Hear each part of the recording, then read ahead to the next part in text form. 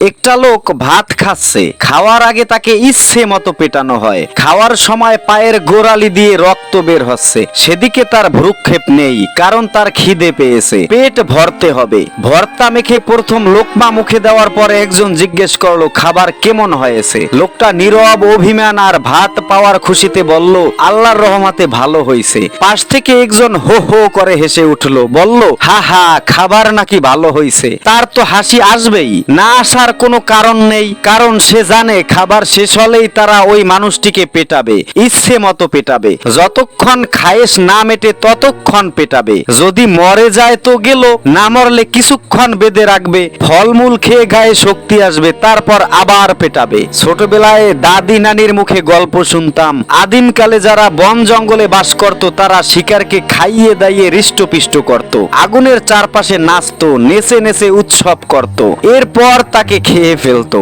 ঢাবিতে কি এরকম কোনো জন্তু জানোয়ার বানানোর কোর্স চালু হয়েছে নাকি?